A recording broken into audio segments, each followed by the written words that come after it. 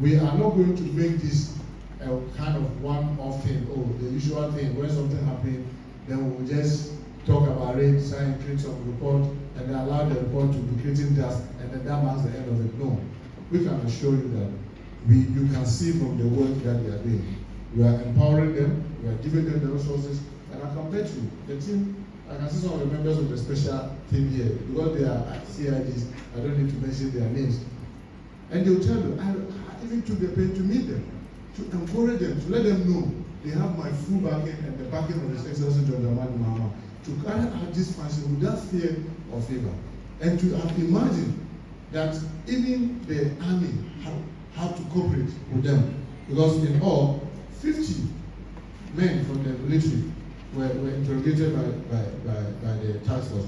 It tells you that we really want to bring this matter to an end by making sure that all the perpetrators are dealt with. To link this to the first question that you were asking, whether we're going to do forensic, in fact, we're not doing only forensic. They'll tell them we're even doing ballistic analysis. But one of the challenge that we are having is that if you take the gun that fired a shot in 2020, and between the 2020 and now, it has fired so many others, it makes it very difficult to do the tracing and mapping. But I'm sure, together with the special transport, with our CID, PID, and even the military, intelligence, we work so hard. And I don't want to preempt the conclusion of this, because in some of the cases that we are not able to bring finality, we need to be sure that is it the best that we can do.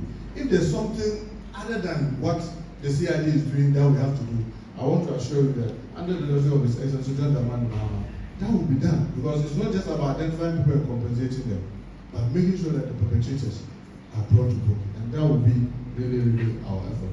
So yes, I can assure you that we'll leave no stone unturned. We'll make sure that we put in measures that will prevent these things from happening.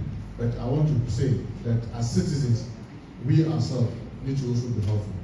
Because you see, when we refuse to give them information, like we are having in the Banda Ahinkro and Banda Donkasi, because there is rivalry between the two towns. Meanwhile, somebody has lost his life. We need information. I mean, people cannot just come because they are CID, they can conjure facts or information. They need people to give the information that can lead them into finding the truth. So we want to encourage our communities to also be supportive of the exercise, so that by the grace of God, we bring this to a finality. So I don't know if I've answered that without anything right.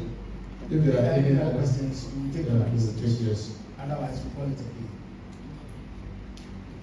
All right, so we take it and ministers as well. Thank you very much. So I want to thank all of you for your time. May God continue to bless all of us and continue to make our country great. Thank you so much. The Tolon and Nampala communities, and the level of sophistication is a matter of pride among the youth in particular. Money was distributed on the UDS campus for vote buying on the said election day, that's 2024. The allegation of vote buying was not reported to the EC officials or the security agencies. Security response to the violence was very swift and decisive. Suspect Alhaji Yakubu Abdul Latif Kopshi and Sankara led a team of armed men to Yankala and engaged in indiscriminate firing of guns, during which the late Shaibu Haruna was killed and 5 others were injured. The task force recommends that suspects Alhaji Yakubu Abdul Latif Kopshi and Sankara are being pursued and will be arrested, investigated, and prosecuted. They have all fled the community. The family of the late Shaibu Haruna and those who suffered injuries should be compensated by the state. The National Small Arms Commission, other state authorities, and traditional leaders should sensitize the members of the two communities of Tolon and Yankala on the dangers associated with the kind of weapons being held by individuals and the right channel to follow when offended by others. Since the investigation did not produce any evidence against the 6 persons arrested by police during the stop and search exercise conducted immediately after the incident, they should be discharged while efforts are directed at arresting those who actually engaged in the firing.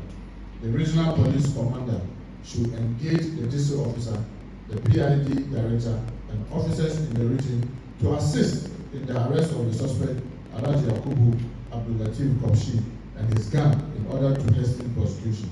The report has been forwarded to the AG for the compensation to the deceased family and the injured. Damambo constituency and Damambo. The observation of the task force is that supporters were unruly, riotous, and caused damage to property and threatened life.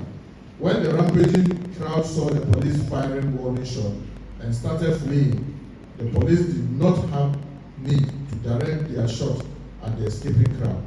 It was one such shot that killed the late Sabina Mukaila.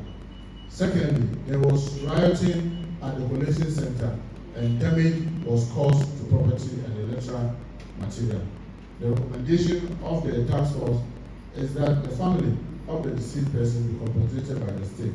The suspects arrested are currently being prosecuted at the High Court in Kumasi. The report has been forwarded to the Attorney General for the compensation to the deceased family. Nkuranza South constituency in Nkuranza. The observation of the task force is that there were 16 soldiers involved.